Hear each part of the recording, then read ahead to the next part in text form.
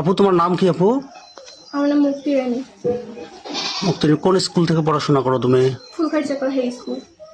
আচ্ছা, আজকে শুনলাম যে তোমার সাথে নাকি অনাকাঙ্ক্ষিত কি একটা ঘটনা ঘটছে। আজকে সকালে হইলো আমাদের প্রাইভেট হইলো 9:30টার দিকে।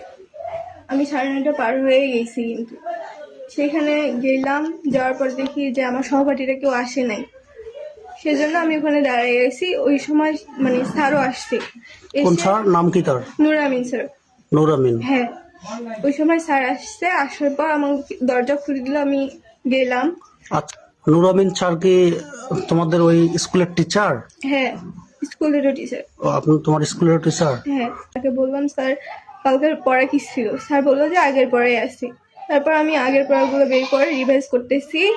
তারপর স্যার বাইরে গেল, বাইরে যাওয়ার পর আসলো, এসে বলতেছে যে মুক্তি জানো রোজায় কি খাওয়া যায়? আমি বললাম স্যার আমি কেমনি জানবো যে রোজায় কি খাওয়া যায়? তো জানো কি খাওয়া যায়, দাঁড়াও বলতেছি বলে আমার কিস করতে আসছে। তারপর আমি ধাক্কা মারছি। তারপর বললো যে মাইন্ড করো না, মাইন্ড করো না, এরকম করে বাইরে চলে গেল। তারপর আমি ব্যাগ নিয়ে বাসায় চলে আসছি। মানে স্কুলে আর কেউ ছিল না, ফাঁকা? স্কুল নাই, যে ফেডারেশন। ফেডারেশনে? হ্যাঁ। মানে ওখানে কি কোচিং করায় উনি? হ্যাঁ, আমি এখন ন্যায় বিচার চাই। আমি চাই যেন আর অন্য কোনো মেয়ের দিকে যেন হাত না বাড়াতে পারে, সেজন্য আমি আর ন্যায় বিচার চাই। তো আমি যেন ন্যায় বিচার পাই, ওর জন্য শাস্তি হয়, এটাই আমার চাওয়া।